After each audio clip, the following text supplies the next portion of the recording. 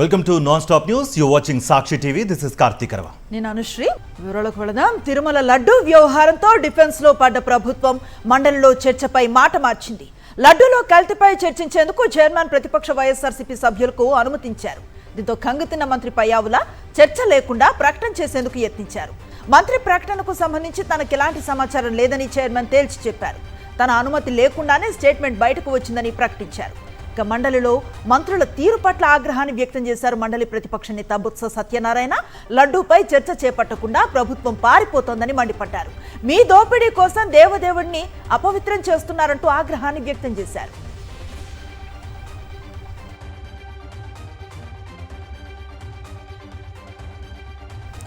AP అసెంబ్లీలో చర్చలు అర్థవంతంగా జరగడం లేదన్నారు ఎమ్మెల్యే తాటిపత్రి చంద్రశేఖర్. మంత్రి గారు మాట్లాడారు.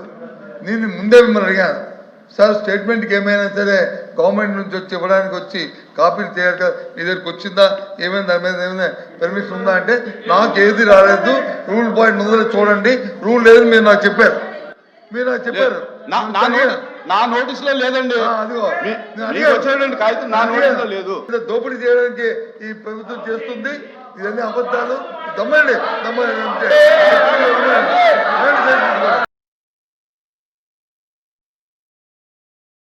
I am therefore to request you to arrange to furnish 150 copies of comprehensive detailed notes on the above subject both in English and Telugu versions to the secretariat. Evaru racharu adhyaksha? మీ దగ్గర నుంచి council దగ్గర నుంచి statement ఇమ్మని చెప్పిన తర్వాత statement ఇవ్వద్దు. Yes sir, it's here, it's your sir, it is your communication. That is wrong sir, it is your communication. మీ communication ఇది. That is wrong document. That is wrong document. మీరు చూడకుండా చదవకుండా రాంగ్ అని అంటారు. మీరు ఇచ్చినటువంటి కమ్యూనికేషన్ నా పర్మిషన్ లేదు. నా పర్మిషన్ చేసినటువంటి స్టేట్మెంట్ కాదు. అయితే ఏపీ శాసన మండలిలో సిచ్యువేషన్ అలా ఉంటే ఏపీ అసెంబ్లీలో చర్చలు అర్థవంతంగా జరగడం లేదన్నారు ఎమ్మెల్యే తాటిపత్రి చంద్రశేఖర్. సభలో టీడీపీ సభ్యులు అధికార గర్వాన్ని చూపిస్తున్నారని మండిపడ్డారు. రాయలసీమ ఎత్తిపోతలపై ప్రభుత్వాన్ని వైఎస్ఆర్సీపీ ప్రశ్నిస్తే పొంతనలేని సమాధానం చెప్తూ సభను తప్పుదోవ పట్టిస్తున్నారని ధ్వజమెత్తారు ఎమ్మెల్యే. రాయలసీమ ప్రజల యొక్క భవిష్యత్తుని ఎరగా వేసి కరువుగా ఆ ప్రాంతాన్ని మార్చి మీ కేసులు కొట్టించేసుకోవడం కోసం బ్రీఫ్డ్ మీ బ్రదర్ తోటి బ్రీఫ్గా ఒప్పందాలు ఏమన్నా చీకట్లో చేసుకున్నారా అని అడిగాం. మేము ఈ ప్రశ్నలు అడుగుతూ ఉంటే గాలి వీచును, మబ్బులు ఆకాశంలో కనపడుతున్నాయి, లేదా పిట్టలు రెట్టలు వేశాయి. ఈ ఆన్సర్లా మీరు చెప్పేది? స్కిల్ డెవలప్మెంట్ మాజీ చైర్మన్ వైఎస్ఆర్సీపీ నేత కొండూరు అజయ్ రెడ్డి కుమారుడి వివాహానికి హాజరయ్యారు వైఎస్ఆర్సీపీ అధినేత YS Jaganmohan Reddy. Nellore VPR convention సెంటర్లో జరిగిన వివాహ వేడుకలో నూతన వధూవరులు సిద్ధు సుష్మా ప్రతుల్య రెడ్డిని ఆశీర్వదించారు. ఈ సందర్భంగా నెల్లూరుకు చేరుకున్న వైఎస్ జగన్ కు పార్టీ నేతలు, అభిమానులు ఘన స్వాగతం పలికారు. తమ అభిమాన నేతను చూసేందుకు స్థానిక ప్రజలు, వైఎస్ఆర్సీపీ శ్రేణులు భారీగా తరలి వచ్చారు. దీంతో వైఎస్ జగన్ వారికి అభివాదం చేస్తూ ముందుకు సాగారు. వైఎస్ జగన్ రాకతో నెల్లూరు సందడిగా మారింది.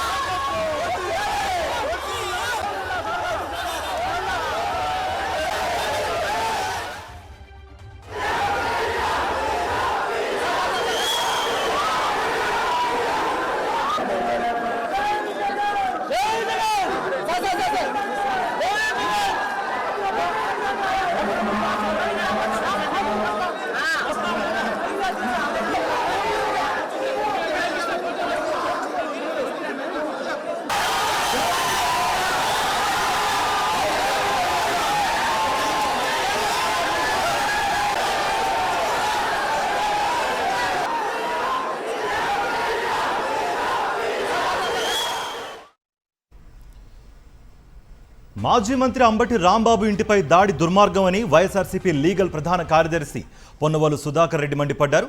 అంబటి అరెస్టు వ్యవహారంలో పోలీసులు హైకోర్టు డైరెక్షన్స్ పాటించలేదంటూ ధ్వజమెత్తారు. 3 ఏళ్లలోపు శిక్ష పడే సెక్షన్స్లో ప్రొసీజర్ ఫాలో కాలేదన్నారు. అసలు దాడికి పాల్పడిన వారికి స్టేషన్ బెయిల్ ఎలా ఇస్తారని పొన్నవోలు ప్రశ్నించారు. దాడికి సహకరించిన పోలీసుల వీడియోలను సేకరిస్తున్నామని అన్నారు. అంబటి ఇంటిపై దాడి వ్యవహారంలో న్యాయ పోరాటం చేస్తామని తెలిపారు ఆయన.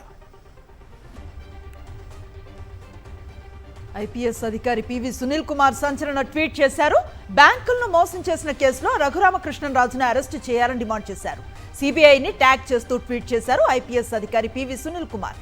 తప్పుడు సాక్ష్యం చెప్పాల్సిందిగా రఘురామకృష్ణరాజు బెదిరించారని నిన్న మరో ఐపీఎస్ అధికారి సునీల్ నాయక్ ఫైర్ అయ్యారు. ఆయన చేసిన ట్వీట్ను రీట్వీట్ చేశారు పివి సునీల్ కుమార్. సునీల్ నాయక్నే బెదిరించారంటే ఇక సిబిఐ కేసులో సాక్షులను కూడా రఘురామ బెదిరిస్తారంటూ పోస్ట్ చేశారు. రఘురామపై 947 కోట్లు 238 కోట్లు ఎగ్గొట్టారని నమోదైన 2 కేసులు సిబిఐ విచారిస్తోందన్నారు. అధికార పార్టీకి కొమ్ము కాస్తూ వివాదాస్పదంగా వ్యవహరిస్తున్న వైఎస్ఆర్ జిల్లా పులివెందుల పోలీసుల మెడకు కేసులు చుట్టుకుంటున్నాయి. ఇటీవల దివంగత సీఎం వైఎస్ఆర్ విగ్రహానికి కట్టిన టీడీపీ జెండాలు తొలగించారని వైఎస్ఆర్సీపీ కౌన్సిలర్ పర్నపల్లి కిషోర్తో పాటు 13 మందిని అరెస్ట్ చేసిన పోలీసులు వారిని చిత్రహింసలకు గురిచేశారు. కిషోర్పై DSP Muralinayak, CI KV Ramana 3rd degree ప్రయోగించారు. కిషోర్ను కులం పేరుతో దూషించారు. దీంతో జాతీయ మానవ హక్కుల కమిషన్ను ఆశ్రయించారు వైఎస్ఆర్సీపీ కౌన్సిలర్ పర్నపల్లి కిషోర్. తనపై అక్రమ కేసులు బనాయించారని బాధితులు ఫిర్యాదు చేశారు. దీంతో 4 వారాల్లోగా పులివెందుల డీఎస్పీ, సీఐపై చర్యలు తీసుకోవాలని మానవ హక్కుల కమిషన్ ఆదేశించింది.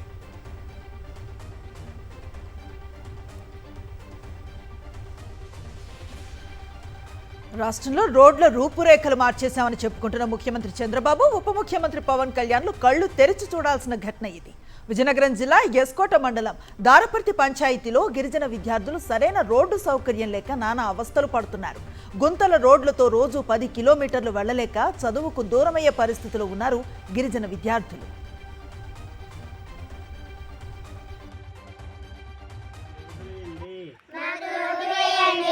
చదువుకుంటాం రోజు 12 కిలోమీటర్లు కొండ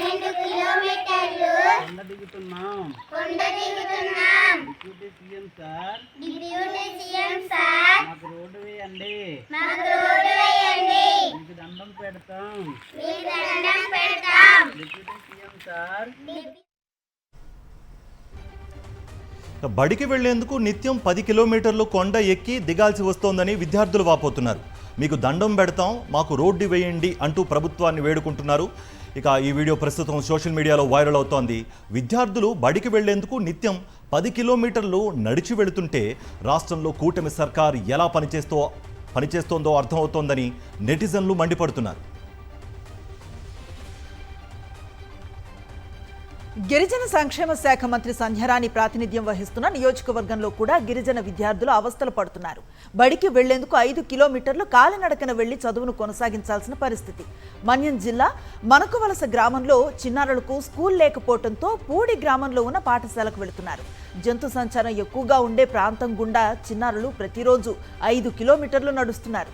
దీంతో తమ పిల్లలకు నడక కష్టాలు తీర్చాలని తల్లిదండ్రులు వేడుకుంటున్నారు. సుమారు 150 కుటుంబాలు ఉంటున్న పనుకువలస గ్రామానికి పాఠశాలను కేటాయించాలని ప్రభుత్వాన్ని విజ్ఞప్తి చేశారు.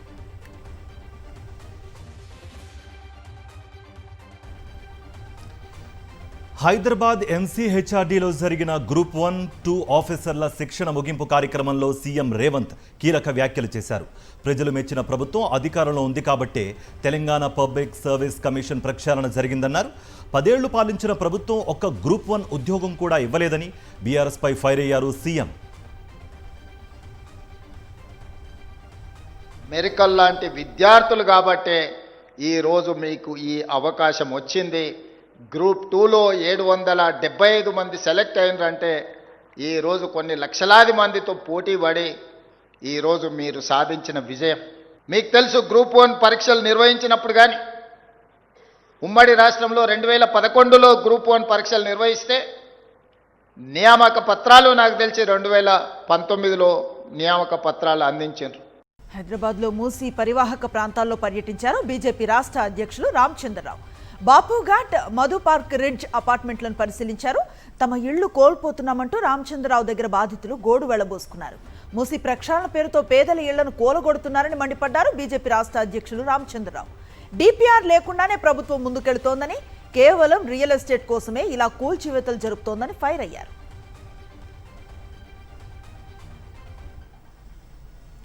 బడాబాబులు వేల కోట్ల విలువైన భూములు ఆక్రమిస్తే పట్టించుకోకుండా కాంగ్రెస్ సర్కారు పేదల ఇళ్లు కూలదోస్తోందని మండిపడ్డారు ఎంపీ ఈటల రాజేందర్.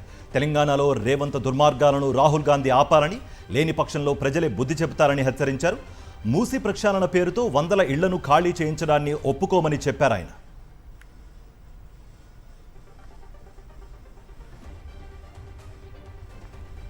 ఖమ్మం జిల్లా వెలుగుమట్లలో భూ బాధితులను పరామర్శించారు బీఆర్ఎస్ వర్కింగ్ ప్రెసిడెంట్ కేటీఆర్. బాధితులకు న్యాయం జరిగే వరకు బీఆర్ఎస్ అండగా ఉంటుందని భరోసా ఇచ్చారు. అవసరమైతే సుప్రీంకోర్టు వరకైనా వెళ్లి పోరాడతామన్నారు.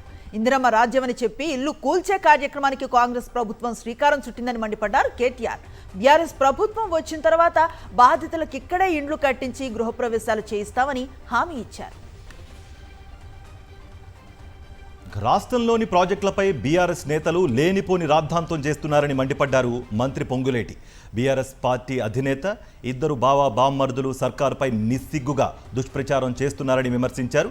ఒంటి నిండా విషం నింపుకుని గోదావరి, కృష్ణానది ప్రాజెక్టులపై వారు మాట్లాడుతున్న వాస్తవాలను ప్రజలు గమనిస్తున్నారని అన్నారు పొంగులేటి. వారి స్వార్థం, స్వలాభం కోసం కాళేశ్వరం కట్టారన్నారు. 99 రోజుల యాక్షన్ ప్లాన్ పై తెలంగాణ సీఎస్ రామకృష్ణారావు సమీక్ష నిర్వహించారు. ప్రతి శాఖకు టైం బాండ్ టార్గెట్లను నిర్ధారించారు.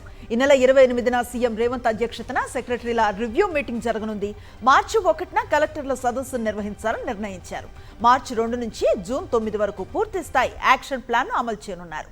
ప్రతి శాఖ వెంటనే నిర్మాణాత్మక కార్యాచరణ ప్రణాళికలను సమర్పించాలని సీఎస్ ఆదేశించారు. కలెక్టర్ల సదస్సు ఎజెండా నోట్స్ ఆలస్యం లేకుండా సిద్ధం చేయాలన్నారు. పూర్తయిన ప్రభుత్వ భవనాల ప్రారంభోత్సవానికి సిద్ధంగా ఉంచాలని సీఎస్ ఆదేశించారు.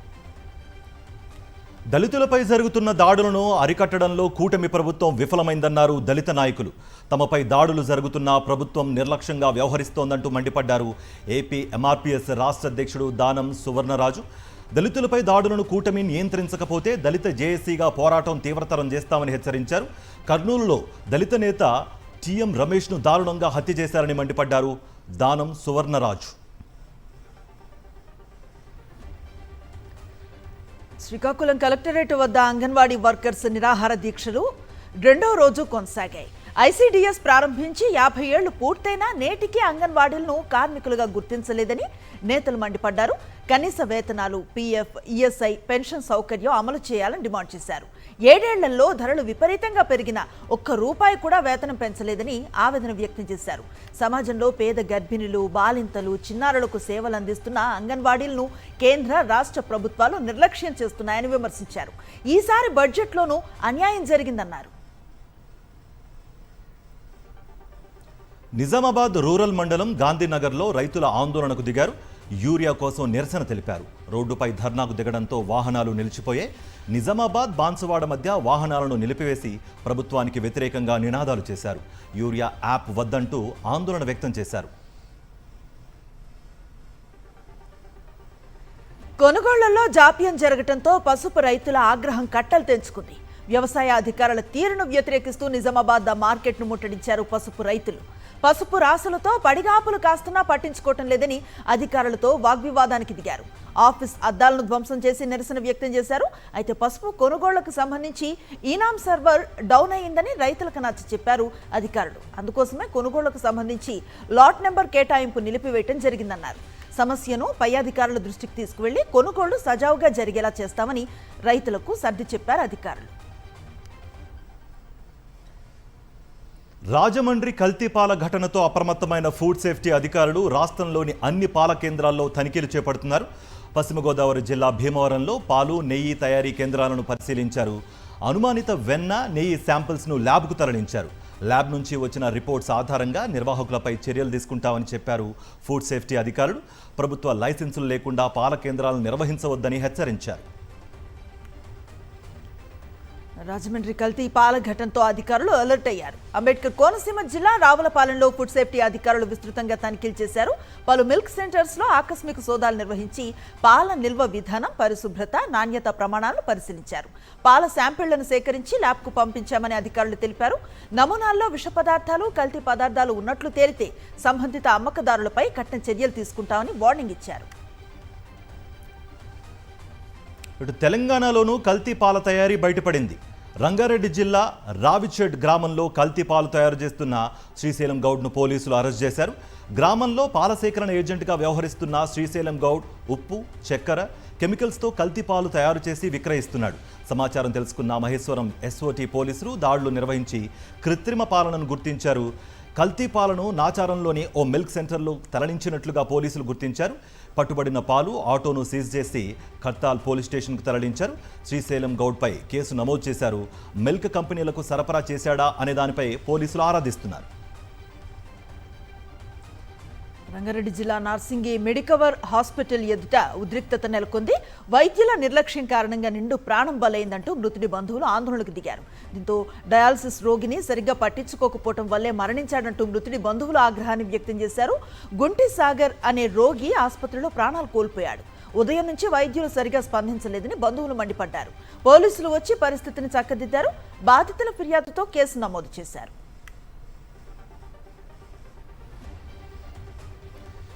రాష్ట్రాన్ని ఉలిక్కిపడేలా చేసిన నాగర్ కర్నూలు జిల్లా కుమ్మెర జాతర ఘటనపై ఎస్పీ సంగ్రామ్ సింగ్ వివరణ ఇచ్చారు.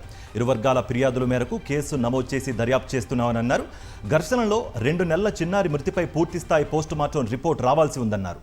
చిన్నారిపై దాడి జరిగినట్లు చిన్న సాక్ష్యం దొరికిన హత్య కేసుగా నమోదు చేసుకుని నిందితులకు శిక్ష పడేలా చేస్తామని తెలిపారు ఎస్పీ. జగిత్యాల జిల్లా వేంపేటలో రెబిస్ కలకలంతో ప్రజలు భయాందోళనకు గురవుతున్నారు.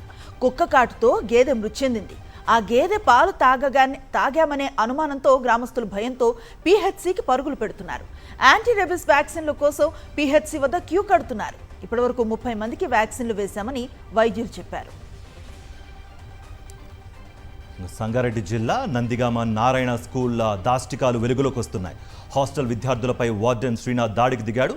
పిల్లలను వార్డెన్ శ్రీనాథ్ చిత్రహింసలు పెడుతున్న ప్రిన్సిపల్ పట్టించుకోవడం లేదని తెలుస్తోంది. 10వ తరగతి చదువుతున్న ప్రదయ్ విదేశ్ను వార్డెన్ శ్రీనాథ్ పైప్తో చితకబాదాడని తల్లిదండ్రులు వాపోతున్నారు.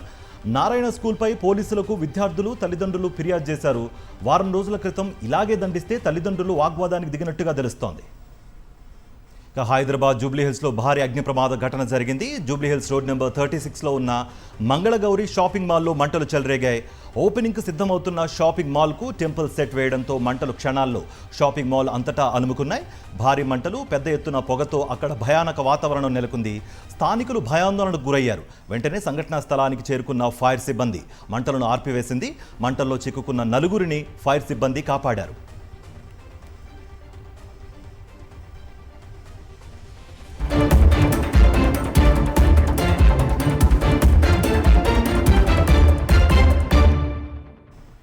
జాతీయ వార్తా వివరాలకు వెళదాం. న్యాయ వ్యవస్థపై 8వ తరగతి పాఠ్య పుస్తకంలో ప్రచురించిన అభ్యంతరకర పాఠంపై సుప్రీంకోర్టు మరోసారి తీవ్ర స్థాయిలో ఆగ్రహాన్ని వ్యక్తం చేసింది. ఎన్సీఈఆర్టీ క్షమాపణలు చెప్పినా పరిగణలోకి తీసుకోలేదు. ఈ వ్యవహారాన్ని సుమోటోగా స్వీకరించి విచారణ చేపట్టిన సీజేఐ ధర్మాసనం జ్యుడిషియరీ రక్తం చిందిస్తోందని వ్యాఖ్యానించింది. న్యాయ వ్యవస్థ ప్రతిష్టను దెబ్బతీసేందుకు చేసిన కుట్రగా అభివర్ణించిన సీజేఐ జస్టిస్ సూర్యకాంత్ కేంద్ర విద్యాశాఖ, ఎన్సీఈఆర్టీ చైర్మన్లకు షోకాజ్ నోటీసులు జారీ చేశారు. కోర్టు ధిక్కరణ చర్యలు ఎందుకు చేపట్టకూడదో వివరణ ఇవ్వాలని ఆదేశించారు. బాధ్యులపై కఠిన చర్యలు చేపట్టాల్సిందేనని స్పష్టం చేశారు. అప్పటి వరకు విచారణ ఆగదని తేల్చి చెప్పారు. సోషల్ మీడియాలో మరో సరికొత్త రికార్డు సృష్టించారు ప్రధాని మోదీ. ఇన్స్టాగ్రామ్లో 100 మిలియన్ల ఫాలోవర్ల మార్కును దాటిన తొలి ప్రపంచ నేతగా ప్రధాని మోదీ నిలిచారు. అంతర్జాతీయ నేతలతో పోలిస్తే ప్రధాని మోదీ ప్రజాదరణ అందనంత ఎత్తులో ఉంది. 2014లో ఇన్స్టాలో అడుగుపెట్టిన మోదీ దశాబ్ద కాలంలో అత్యధిక ఫాలోవర్లను సంపాదించుకున్నారు. దేశీయంగానే కాకుండా అంతర్జాతీయ స్థాయిలోనూ యువతను ఆకర్షించడంలోనూ ఆయన ముందున్నారు.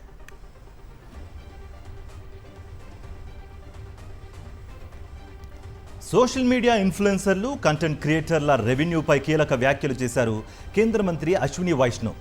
వారికి పారదర్శకంగా చెల్లింపులు జరగాలన్నారు. రెవెన్యూ షేరింగ్ విషయంలో ఎస్ఎం ప్లాట్ఫామ్ ఫెయిర్గా వ్యవహరించాలని సూచించారు. ఇక పట్టణ నగర ప్రాంతాల్లో ఉండేవారితో పాటు రిమోట్ ఏరియా నుంచి కంటెంట్ క్రియేట్ చేసేవారికి తగిన చెల్లింపులు చేయాలన్నారు. ఢిల్లీలో నిర్వహించిన digital news publishers association conclave 2026లో కేంద్ర మంత్రి అశ్విని వైష్ణవ్ దీని గురించి మాట్లాడారు. కేరళ ఆరోగ్య శాఖ మంత్రి వీణా జార్జ్ పై దాడి జరిగింది. కాంగ్రెస్ విద్యార్థి విభాగమైన కేరళ స్టూడెంట్స్ యూనియన్ కి చెందిన కొందరు కన్నూర్ రైల్వే స్టేషన్లో మంత్రిపై దాడికి పాల్పడ్డారు. ఈ ఘటనలో మంత్రి వీణా జార్జ్ మెడ, చేతికి గాయాలయ్యాయి.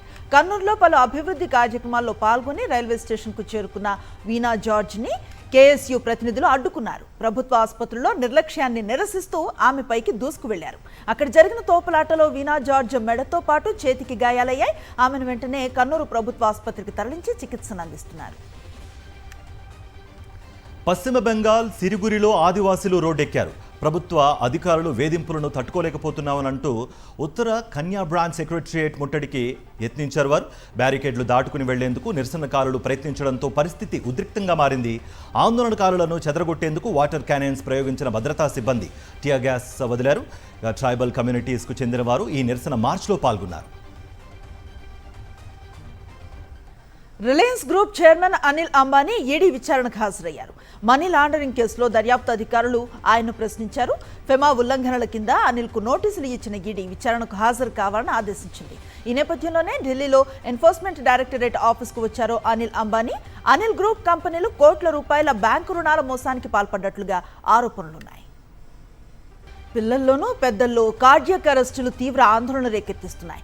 ఉన్న చోటే కుప్పకూలి ప్రాణాలు కోల్పోతున్న ఘటనలు ఇటీవల చాలానే జరుగుతున్నాయి. తాజాగా రాజస్థాన్లో గోటన్లో ఇదే తరహా విషాదం చోటు చేసుకుంది. 9 ఏళ్ల చిన్నారి స్కూల్ ప్రాంగణంలో ఆడుకుంటూ ఒక్కసారిగా కుప్పకూలిపోయింది. కార్డియాక్ అరెస్టుతో చనిపోయినట్లుగా వైద్యులు అనుమానిస్తున్నారు. ఓ ప్రైవేట్ స్కూల్లో 5వ తరగతి చదువుతోంది దివ్య. ప్లేగ్రౌండ్లో ఆడుకుంటూ కుప్పకూలిపోయింది. 4 నెలల క్రితం దివ్య సోదరుడు కూడా ఇదే విధంగా చనిపోయాడు. ఇంతలోనే మరో విషాదం జరగడంతో బాధిత కుటుంబం శోక సంద్రంలో మునిగిపోయింది. S-400 ఎయిర్ డిఫెన్స్ మిసైల్ సిస్టమ్కు చెందిన లైవ్ యాక్షన్ వీడియోను భారతీయ వైమానిక దళం విడుదల చేసింది. గత ఏడాది పాకిస్తాన్తో జరిగిన ఆపరేషన్ సింధూర్ సమయంలో S-400 మిసైల్ వ్యవస్థ కీలక పాత్ర పోషించింది. అయితే తొలిసారి ఈ క్షిపణి ఫైరింగ్కు చెందిన వీడియోను రిలీజ్ చేస్తున్నట్లు IAF పేర్కొంది. సైనిక చరిత్రలోనే ఈ మిసైల్ వ్యవస్థ ఒక రికార్డును స్థాపించినట్లుగా పేర్కొంది. చాలా దూరం నుంచి గగనతలంలోనే విమానాన్ని షూట్ చేసినట్లు IAF ఈ వీడియో ద్వారా వెల్లడించింది.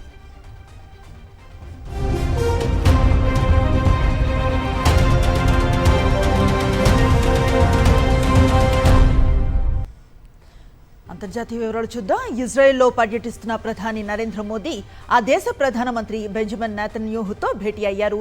ఇరు దేశాలు ద్వైపాక్షిక సంబంధాల బలోపేతమే లక్ష్యంగా చర్చలు జరిపారు. డిఫెన్స్ సెక్టార్లో కీలక అంశాలపై ఇరు దేశాలు దృష్టి సారించాయి. మల్టీలేయర్ ఎయిర్ డిఫెన్స్ సిస్టంపై ఫోకస్ పెట్టిన భారత్ స్వదేశీ పరిజ్ఞానంతో సుదర్శన్ చక్ర నిర్మాణానికి కసరత్తులు చేస్తోంది. ఇజ్రాయెల్ ఐరన్ డోమ్ను భారత్లో తయారు చేసేలా ప్లాన్ చేస్తున్నట్లుగా సమాచారం. నెతన్యాహుతో జరిగిన భేటీలో ఈ అంశం కూడా చర్చకొచ్చినట్లుగా తెలుస్తోంది. ఉత్తరప్రదేశ్ ముఖ్యమంత్రి యోగి ఆదిత్యనాథ్ జపాన్ పర్యటన సందర్భంగా ఆ దేశ హై స్పీడ్ రైల్లో ప్రయాణించారు. 501 కిలోమీటర్ల స్పీడ్లోనూ స్మూత్ జర్నీ అంటూ పోస్ట్ చేశారు. శుభ్రత, ఖచ్చితమైన సమయంతో రైళ్లు ప్రయాణించడంలో జపాన్ రైల్వే వ్యవస్థ అధునాతన టెక్నాలజీని వాడుతోందన్నారు. భవిష్యత్ రవాణా వ్యవస్థను జపాన్ రైల్వే ప్రతిబింబిస్తోందని యోగి తెలిపారు. జస్టిన్ ట్రూడో హయాంలో దెబ్బతిన్న భారత్ కెనడా సంబంధాలు మళ్లీ గాడిన పడుతున్నాయి. ప్రధాని మార్క్ కార్నీ న్యూఢిల్లీ పర్యటనకు ముందు కీలక పరిణామం జరిగింది. భారత్పై చేసిన ఆరోపణలను కెనడా అధికారులు వెనక్కి తీసుకున్నారు. తమ దేశ ప్రజాస్వామ్య ప్రక్రియలో భారత్ జోక్యాన్ని తాము విశ్వసించడం లేదని కెనడా అధికారి వెల్లడించారు. అదే విశ్వాసిస్తే తమ ప్రధాని భారత పర్యటనకు వెళ్లే అవకాశమే లేదన్నారు.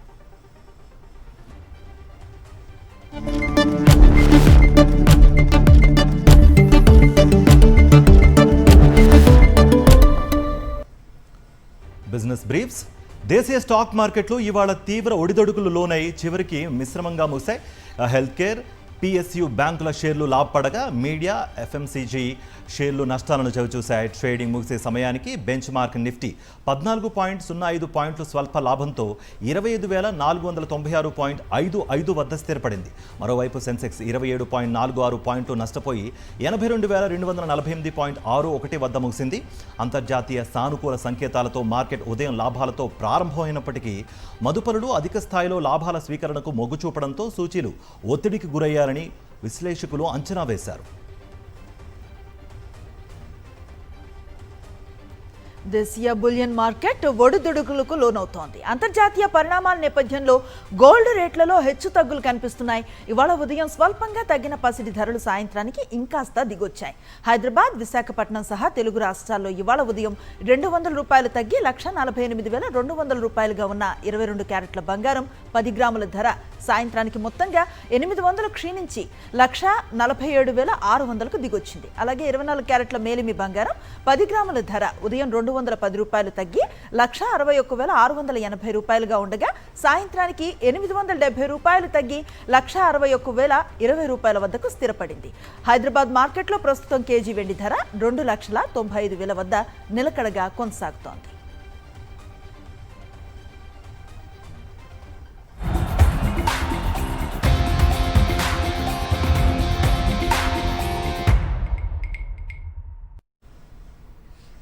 Sports updates. T20 world cup super 8లో భారత్ విధ్వంసకర బ్యాటింగ్తో భారీ స్కోర్ చేసింది. నిర్ణీత 20 ఓవర్లలో 4 వికెట్ల నష్టానికి 256 పరుగులు చేసింది.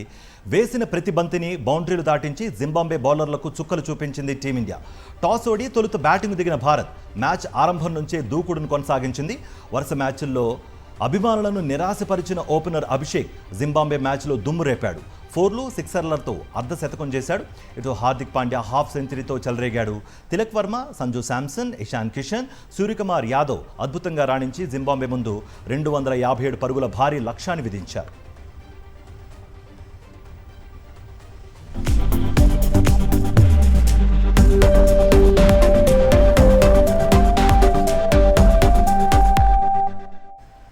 రాజస్థాన్లో ఉదయ్పూర్లో విజయ్ రష్మిక వివాహం ఘనంగా జరిగింది. తొలుత తెలుగింటి సంప్రదాయ పద్ధతిలో ఉదయం 10:10 రష్మిక మెడలో విజయ్ దేవరకొండ 3 ముళ్ళు వేశాడు. వివాహ బంధంలోకి అడుగుపెట్టారు. తన బెస్ట్ ఫ్రెండ్ ఇప్పుడు వైఫ్ అంటూ సోషల్ మీడియాలో పోస్ట్ పెట్టి వెడ్డింగ్ ఫొటోస్ను షేర్ చేశాడు విజయ్ దేవరకొండ. మరోవైపు రష్మిక కూడా తన భర్తను మీకు పరిచయం చేస్తున్నా అంటూ సోషల్ మీడియాలో ఫొటోస్ను షేర్ చేసింది. Right TV non stop news updates. Next magazine story ప్రసారమవుతుంది. Stay with us.